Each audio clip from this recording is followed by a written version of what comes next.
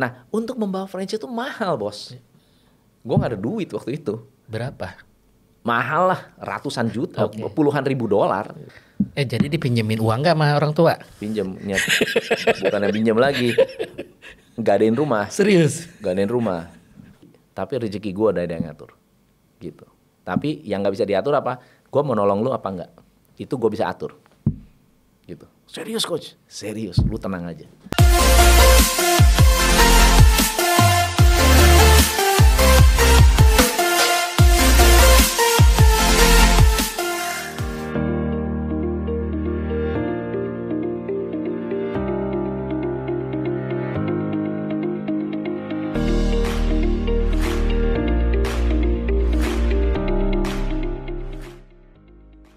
Karena terkait dengan restu orang tua kan.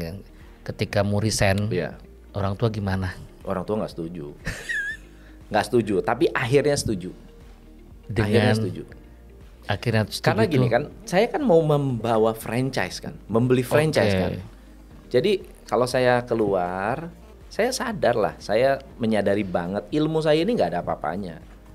Saya cuma punya pengalaman, punya strategi yang pernah saya tahu, tapi ilmu itu nggak cukup untuk bantu UKM dengan berbagai jenis bisnis, nggak cukup. Saya harus. Jadi mimpinya emang udah ingin membantu UMKM ya? Betul. Jadi saya harus pergi ke mana gitu yang sudah terbukti membangun ribuan bisnis, ya kan? Punya banyak studi kasus bisnis yang sistemnya bisa dipakai di Indonesia, itu saya harus bawa ke Indonesia. Ketemulah, saya beli franchise di Amerika, kemudian belajar. Wah, itu belajarnya juga crash course banget gitu kan ya. Wah, tapi powerful. Benar-benar lebih powerful dari pengalaman saya 11 tahun kerja, 15 tahun kerja, lebih powerful. Membangun bisnis ternyata caranya begitu. Keuangan yang keren tuh kayak begitu. Wah, luar biasa. Dan kita jadi diperkenalkan dengan board of expert yang istilahnya accessible. Jadi kenapa banyak orang bilang, banyak orang susah ngikutin saya. Banyak coach ya. Orang anggap gampang. Gampang, tinggal ikut pelatihan itu aja. Cuma begitu doang. Tapi saya itu backupnya banyak. Saya ini backupnya banyak. Backup profesor lah, inilah, banyak networknya gitu. Yang mana orang saya nggak ngerti apa, saya bisa mengakses itu. Itulah yang membuat saya inovatif banget gitu. Nah, buat saya bilang, wah ini bagus nih. Jadi saya punya modal. Artinya saya tidak menggunakan tenaga saya sendiri, atau banyak orang begini, nyontek orang lain punya, habis itu di sharing lagi, ATM jadi nyontek lagi, sharing lagi, gitu. Nggak punya bener-bener fondasi yang kokoh gitu. Nah, akhirnya saya pikir, oke deh, gue bawalah ke Indonesia, kemudian saya share. Nah, untuk membawa franchise itu mahal, bos. Gue nggak ada duit waktu itu. Berapa? Mahal lah, ratusan juta, puluhan ribu dolar. Ya, untuk tiketnya, untuk trainingnya 11.000 US tahun 2006. Training doang tuh. Untuk belum akomodasi, belum tiket pesawat, belum. Kalau dia kesini berarti ya? Enggak dong. Kita kesana. Oh iya. Saya kesana. Belum franchise-nya, belum license-nya. Mahal lah, mahal. Mungkin 500 miliar ada. Nggak ada duit. Dan itu harus bayar tunai. Terus gimana? Mantep, nggak boleh makin cece. Dan dolar tuh gede lagi. Dolar itu mahal waktu itu. Udah 10.000 dolarnya, 9.000 lebih. Jadi saya ngomong sama orang tua, mah, gue punya duit, butuh duit nih, gimana caranya nih? Udah kagak setuju, mau resign, minta duit pula lagi. Terus, ya lu udah saya cicilan banyak waktu itu, utang banyak, utang gede, utang banyak, utang kartu kredit banyak. Minus lah istilahnya. Terus mau sombong-sombongan mau bantuin orang. Tapi saya bilang, gue punya confidence dan gue punya keyakinan. Dan saya ini orangnya gini, nggak mau kalah. Saya nulis di buku Profit is King. Saya tulis di salah satu subjudulnya belakang pengantar. Saya bilang, apa sih yang membuat saya itu filosofi hidup saya. Bentar ya. Filosofi hidup saya adalah win, ya.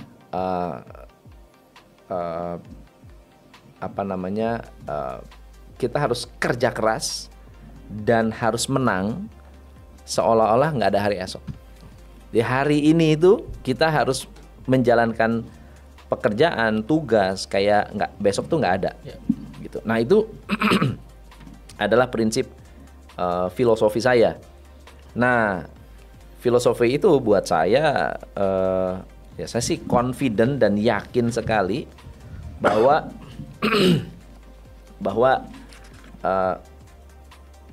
ya kita kalau play all out, ya kita kalau play totalitas, kalau kita melakukan segala sesuatu itu dengan passion, dengan hati, dengan ikhlas,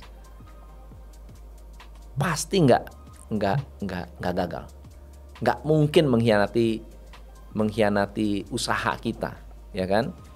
Ya burung aja dikasih makan, masa kita enggak? Apalagi kita pakai usaha kan. Nah saya hanya pikirannya itu aja.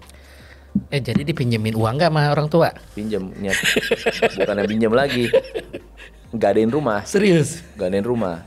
Jadi gadein rumah. Waduh, datang ke bank BII ditolak, datang ke BCA ditolak, datang ke jadi itu menarik tuh. Saya ngajuin kredit di mana-mana ditolak. Padahal posisi udah tinggi tuh, mampu bayar cicilan, mampu. Nah, tapi lah itu semua serba timing lah. Ke BII, kenal sama AO-nya, dia bilang, Pak ini kalau kita nggak bisa terima nih Pak, coba ke Panin. Jadi dikenalin sama orang Panin. Waduh Pak, kelihatannya berat nih Pak. Berat angkanya. Ya angkanya berat, jaminannya berat, jaminan rumah orang tua di Bogor gitu kan. Coba saya kenalin deh sama NISP. Akhirnya saya dikenalin sama NISP. Ketemu NISP mana? Jangan yang pusat, mendingan ke Cibinong aja. Akhirnya pergi ke NISP Cibinong. Pas saya lagi ngantri, kucluk ada saudara saya di situ, sepupu, pegawai, istrinya sepupu, branch manager. Selama ini nggak tahu. Setahu saya dia di bank tapi nggak tahu di mana. Tapi dia harusnya di kantor pusat. Di situ sedang menggantikan kepala cabang yang sakit. Coba tuh, Tuhan baik banget kan? Waktu timingnya gila. Luar biasa. Itu gila timingnya. Pas Mel, kok di sini? Tante lagi ngapain? Ini gue lagi ngajuin aplikasi kredit, ini gue ditolak sini. Coba gue lihat. Oh ini gue udah kenal, udah tenang aja.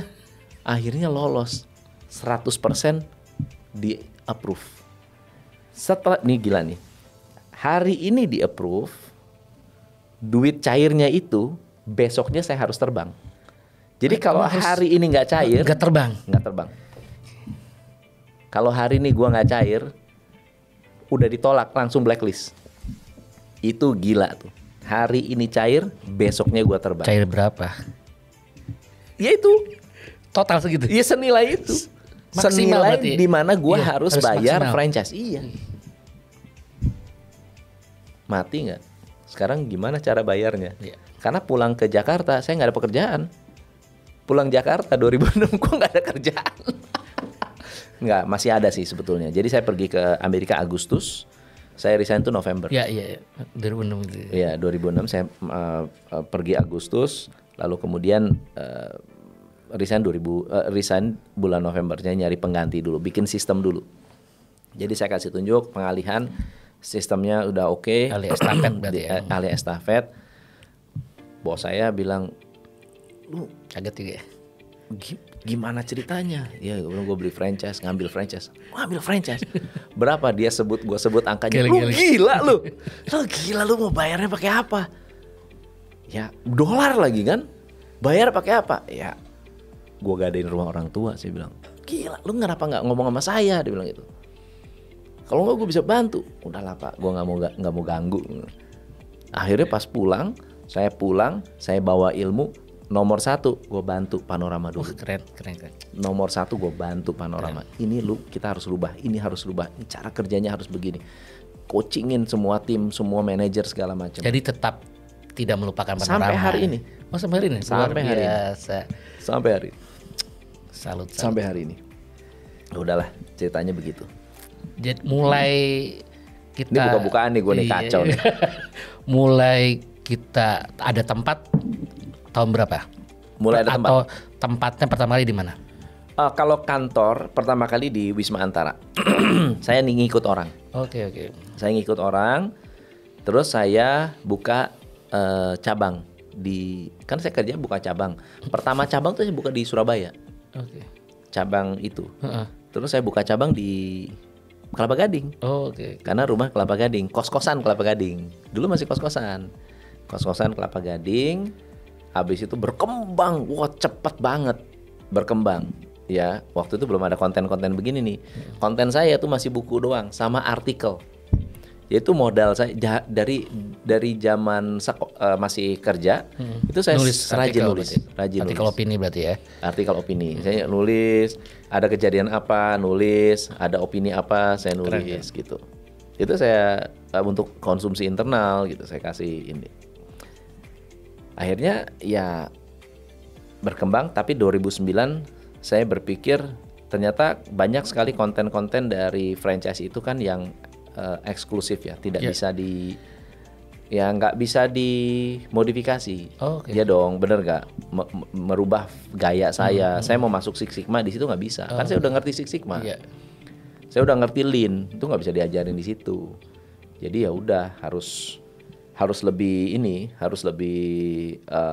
patuh lah. Nah, saya berpikir saya mau nolong lebih banyak orang, saya harus keluar. Akhirnya saya jual,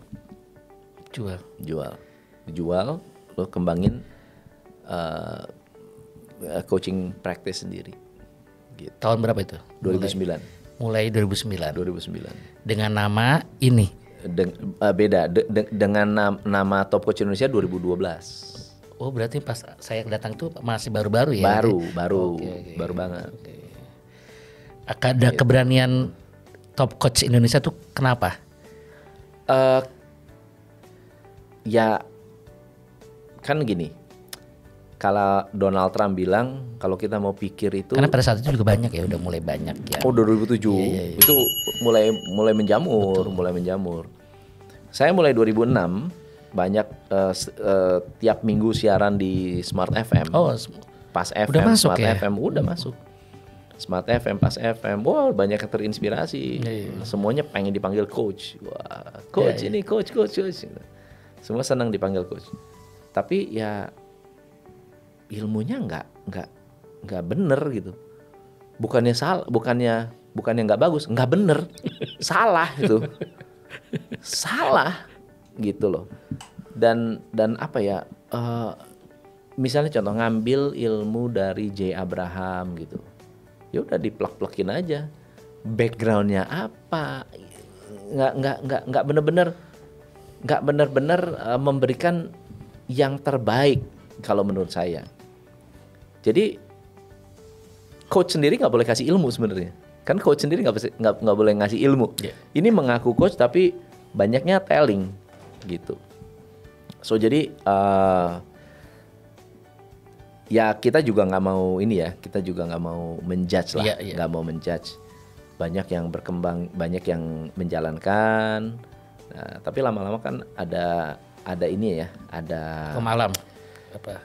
Ya ada ada seleksi alamnya, di mana yang terbaik ya akan tetap bertahan gitu.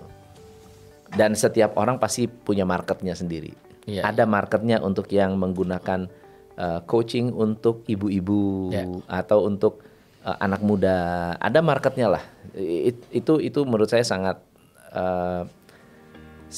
oke. Apalagi kalau makin lama orang semakin mengerucut. Oh ya, saya memang kuatnya di marketing. Udah, coaching di marketing. Ya, saya kuatnya di keuangan. Nah, ada banyak yang mencoba generalis, itu yang mati. Itu yang mati. Sangkanya gampang. Itu yang bilang, oh gampang. Gua keuangan Generalis. bisa. Saya aja nggak berani generalis. Oh gitu. Saya nggak berani generalis. Meskipun saya mengerti banyak Iya. untuk banyak hal, tapi saya nggak berani generalis. Oke. Coaching Berarti salah posisi kalau nyebut generalis tuh. Coaching di Top Coach Indonesia itu semua punya expertnya. Kalau Anda punya masalah keuangan, ya ada orang keuangan. Kalau ada pabrik, ya orang pabrik gitu. Ya orang yang mengerti, dia bisa berempati dengan bisnis itu gitu. Gitu, saya juga nggak berani generalis. Gua bisa semua, emangnya Tuhan nggak bisa kita. Coach, tadi menarik. Berarti sejak di Panorama juga udah nulis-nulis ya? Nulis. Nah, masuk ke sini, media apa yang pertama kali digunakan ketika Top Coach ini ada?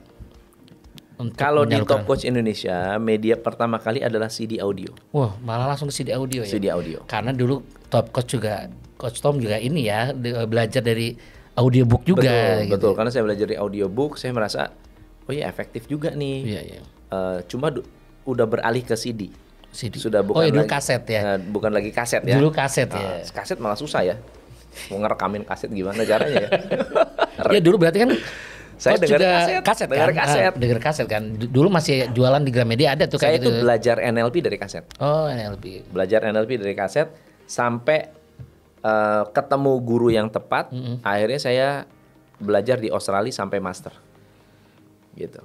Di Australia, Di NLP Australia, di Australia. NLP di Australia sampai master. Nah, terus sama foundernya NLP. Oke. Salah satu pendiri NLP, Siapa Coach? Biar Ted nanti. James. Sama Ted James. Jadi langsung sama beliau. Nah, saya coba berusaha ya untuk belajar tuh kalau bisa dari sumbernya. Karena saya tahu kalau sudah netes-netes ke bawahnya berkurang itu dikit-dikit. pasti Bocor. bocor, pasti bocor. Pasti menurut saya ada distraction ya, ada distraction. Ya nggak murni lagi lah, nggak murni lagi. Nah, masuk ke sini ke TCI, pertama kali mendengar Coach Tom ngomong itu, saya ingin menciptakan ratusan ribu. 1 juta miliar. Dah, saya mau ngomong gitu cuma nggak enak ya, biar aja Coach aja yang ngomong dulu gitu. Mimpinya gitu. Bener. Seperti apa sekarang Coach? Apakah jangan-jangan udah lebih? Saya nggak tahu, saya nggak keep track juga, tapi saya merasa bahwa dengan kalau member, sampai dengan hari ini ya kita ini kalau yang belajar dari Top Coach Indonesia baik lewat buku itu hampir sekitar 100.000 buku. Hampir 100.000. Tapi kalau tambah buku lebih banyak. Yang ketemu langsung aja udah ya 1 bulan aja bisa 1 tahun aja bisa 5.000 sampai 10.000. Oke. Ya kan? Tapi itu kan ambisi. Kan itu Top Coach Indonesia bukan saya. Jadi Top Coach Indonesia bisa hidup terus tanpa saya dong. Iya enggak? Siap. Ya gitu. Visi kan harus jauh. Bisa sebenarnya itu. Dengan dunia sekarang kan, dengan media sekarang bisa. Dengan view-nya juga udah kelihatan, udah nyampe harusnya gitu. Cuma tinggal collect aja mau kayak gimana nih database-nya ini gitu. Benar. Mimpi apa yang belum tercapai atau yang lagi tahun mulai 2023 ini yang mau dilakukan? Mimpi saya sebenarnya adalah membuat autopilot ini menjadi accessible banget untuk semua orang. Susah sekali buat saya menjelaskan tentang sistem. Banyak orang berpikir sistem adalah SOP. Tahu nggak kenapa? Karena banyak racun di luar sana yang bilang SOP adalah sistem. Oke. Gitu. Atau teknologi adalah sistem. Iya, di dalam teknologi ada sistemnya. Tapi inti dari sistem itu bukan itu. Gitu. Jadi, software. Kalau ada software berarti saya udah punya sistem. Ya benar, di dalam software ada sistem. Tapi belum tentu kamu bisa pakai softwarenya. Kalau nggak ngerti sistem itu apa. Gitu. Gimana caranya? Jadi saya ya berkat pandemi juga akhirnya terpikirlah untuk membuat sebuah tools yang bisa membuat bisnis autopilot. Jadi kalau ngajarin orang pakai itu, bisnisnya guarantee autopilot. Udah ada toolnya itu? Ada toolsnya. Itu yang masih belum terwujud. Artinya belum banyak yang bisa mengakses. belum banyak bisa diakses karena kita harus Belum dikenal. belum kenal, atau coachnya masih kita eksklusif buat yang berbayar dulu. Semuanya berbayar, tapi sekarang saya berusaha untuk menggunakan itu untuk orang bisa lihat. Kan nggak kebayang ya, autopilot tuh kayak gimana sih? Autopilot pikir, oh gue tinggalin aja bisnisnya. Kayak pilot tidur bisa. Nah, nggak begitu. Jadi gimana caranya? Gimana caranya kamu bisa membuat visi itu menjadi strategi menjadi KPI menjadi eksekusi itu kembali menjadi strategi lagi. Itu gimana sih? Circle-nya ya. Banyak orang yang nggak bisa. Gimana ya, nggak kebayang gitu loh. Nggak kebayang. Keren. Nah kalau ada itu jadi kebayang. Oh gitu loh. Nah dan saya kasih tunjuk gimana Top Coach Indonesia. Saya punya bisnis autopilot tuh kayak gimana. Karena nggak bisa. Gimana caranya kita ngajarin autopilot. Kita sendiri masih setengah mati gitu kan. Dan itu banyak banget. Dan nggak bisa dibuktikan gitu. TCI itu ISO 9001 gitu. Jadi gimana ya pengalaman mensistemasi itu sesuatu yang penting banget, dan buat saya itu satu hal yang menolong banget untuk bisnis, untuk mengelola tim, untuk membantu tim untuk bisa lebih terkontrol. Itu enak banget sebenarnya. Coach tadi bicara tentang pandemi, ini kan luar biasa nih. Yeah. Coach udah banyak bicara lah di YouTube yang terkenal. Berangkat dari media-media yang udah digunakan sama Coach, udah ada yang bayar, ada yang ini. Tiba-tiba pas pandemi, Coach berani memutuskan untuk yang berbagi di media sosial dengan gratis. Apa tuh dapat insight apa dari Coach kasih ke orang-orang berbagi ilmu? Jadi ceritanya pas saya di Surabaya, itu ada Idea Cloud. Saya bicara di situ, ketemu Pak Hermanto Tanoko. Terus saya tanya, Pak Hermanto gimana nih? Wah kelihatannya serius nih, COVID gitu kan. Wah ini kalau COVID sampai lockdown, bayangan kita tuh lockdown. Udah kebayang berarti. Kalau lockdown gimana nih, gitu kan? Saya hanya berpikir satu, bisnis gua gimana, bisnis saya gimana. Saat itu bisnis kita kan semua offline ya, nggak bisa ketemu orang, nggak bisa apa. Terus kemudian apa ya, nggak ada bayangan kita bisa pakai Zoom, bisa pakai apa, meskipun udah digunakan, meskipun Skype kayak itu udah biasa gitu. Web dulu kan GoTo Meeting ya kan, Microsoft GoTo Meeting itu sudah ada. Terus kita juga sudah pakai Skype, sebetulnya sudah ada, tapi kaget. Live streaming sudah ada ya, Facebook Live kan sudah ada. Tapi gimana itu menjadi coaching tuh nggak pernah bisa kebayang gitu. Nah, terus gara-gara itu kepanikan saya sendiri untuk diri saya, untuk bisnis saya, nggak mikirin orang lain. Saya ingat prinsip tolong orang lain, itu kamu nolong diri kamu sendiri. Tolong orang lain, kamu bisa nolong diri kamu sendiri. Jadi step pertama saya bilang sama tim, tim keuangan, bikin proyeksi 1 tahun ke depan omset turun, bukan proyeksi naik. Betul. Bikin proyeksi omset turun, lalu kemudian kita proyeksikan bulan pertama turun step-step, turun berapa sampai habis. Uang habis gitu ya. Sampai habis. Bagaimana cara kita bisa bertahan? Berapa ongkos minimal untuk menjalankan bisnis ini? Itu saya suruh hitung. Dan ternyata benar, dihitung. Wah, gila. Bahaya nih. Gawat nih, gue mesti kurangin pegawai. Di situ saya mulai menata. Oh, saya harus begini. Nah, berdasarkan itu, saya kumpulin klien. Saya kumpulin semua klien sebelum PSBB tuh. Oke. Saya kumpulin klien. Saya bilang sama mereka, satu-satu kita bikin yang namanya BCP. Orang lain bikin BCP itu setelah pandemi. Saya bikin BCP sebelum pandemi, sebelum PSBB. Bikin business continuity plan. Itulah enaknya punya network di mana-mana. Bikin BCP. Jadi saya bantu mereka Oke, untuk karyawan antisipasinya gimana? Untuk supplier antisipasinya gimana? Kalau lockdown di Cina gimana? Udah disampaikan ke Udah, klien. itu. Gila. Luar biasa. Udah, itu gimana? Kalau ini gimana? Itulah. Jadi klien-klien saya pas pandemi gimana? bener-bener relax. Relax banget. Saya tanya, gimana bisnis? Aman. Gila nggak? Aman. Luar biasa. Bahkan ada yang di masa pandemi Malah naik. bukan hanya naik, breakthrough, Wah. omset tertinggi.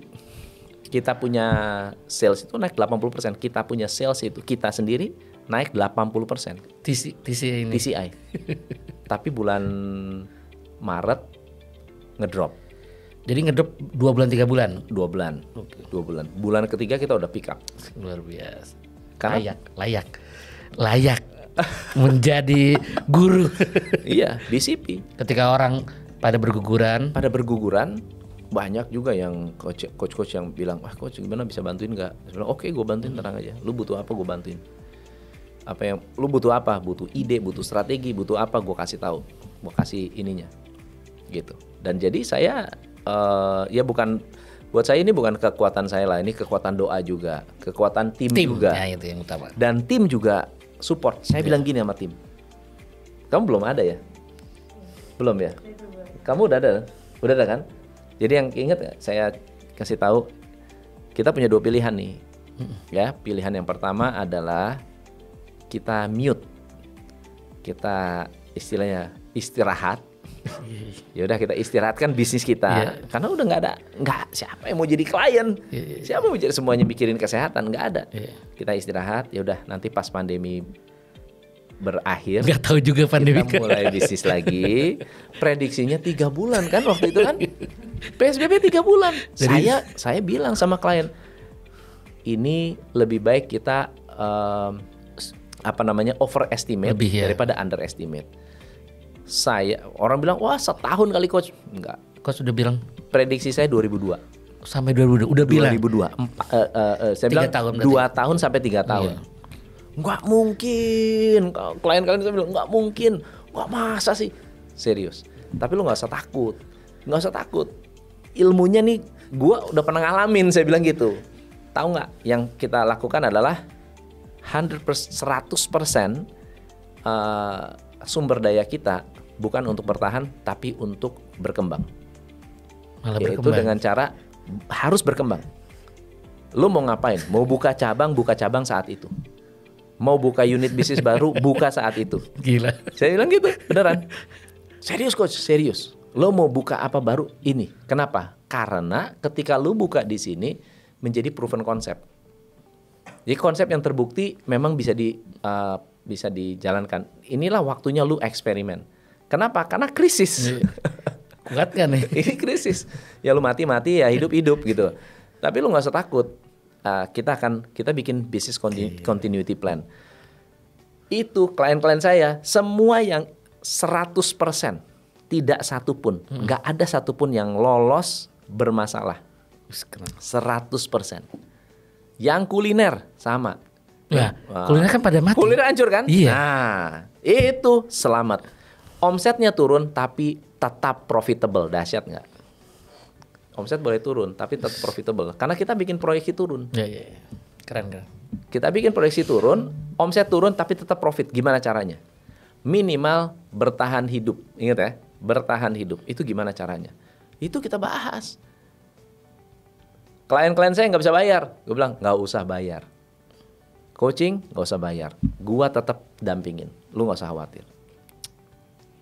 Gua dampingin. Jadi sahabat ya. Iya, pokoknya lu tenang aja. Lu nggak ada duit, gua dampingin. Tetap kita harus kita harus lepas dari krisis ini bareng-bareng. Kenapa? Karena rezeki itu bukan dari bapak, ibu, bukan dari kalian, bukan. Rezeki gua udah diatur, tenang aja. Tapi kalau gua mau bantu, itu karena niat gua bantu. Rezeki gua udah ada yang ngatur, tenang aja. Kalau mau naik ya naik, kalau disuruh turun. Ya kalau memang hari ini gua harus rugi ya rugi, tapi rezeki gua udah ada yang ngatur. Gitu. Tapi yang nggak bisa diatur apa? Gua mau nolong lu apa enggak? Itu gua bisa atur. Serius coach, serius, lu tenang aja. Oke, nah sepanjang pandemi itu saya buka hotline. Oh. Sepanjang pandemi itu saya buka hotline.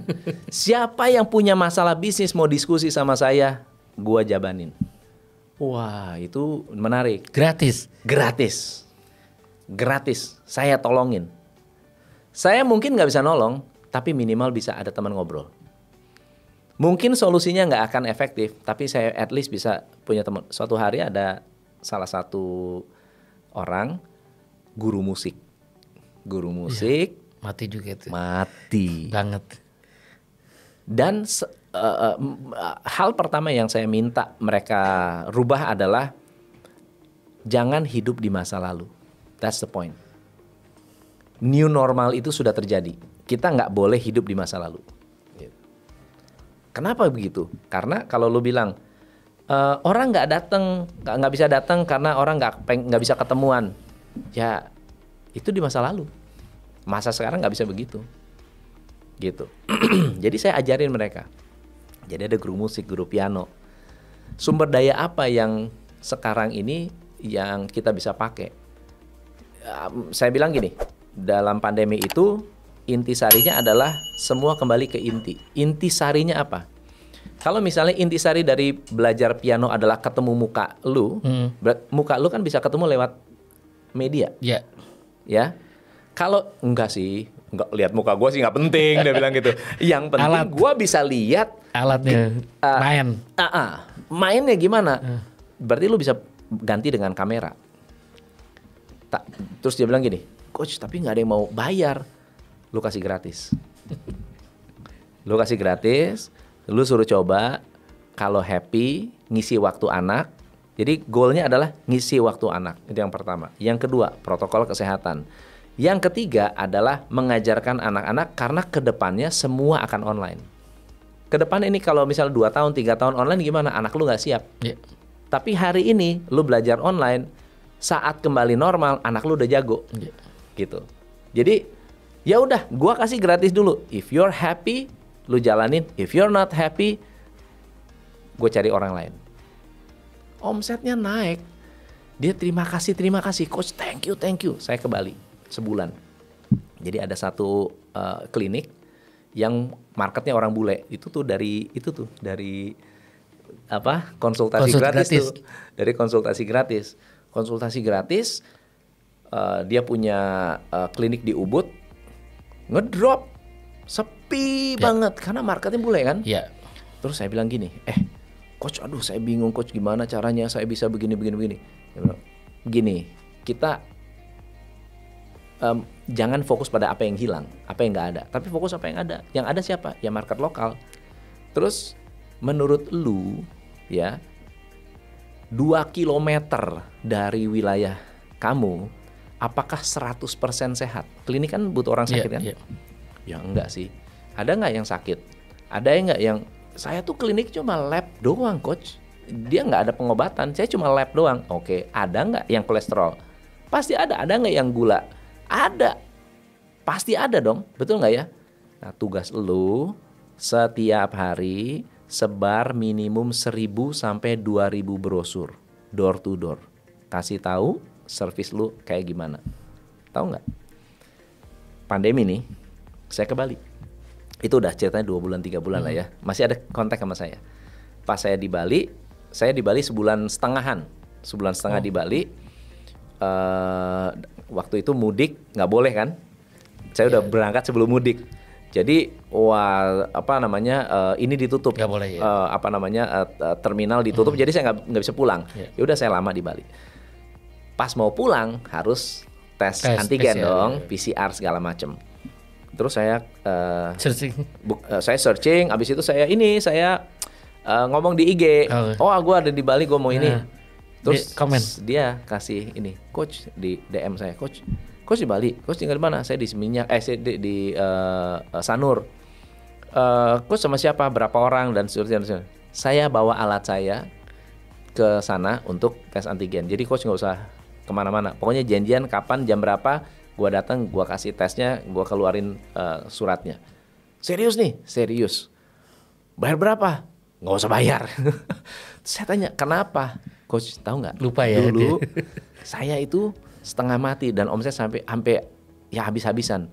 Sekarang saya buka tambah 4 cabang dan omset saya dahsyat. Naik berkali-kali lipat. Gara-gara apa?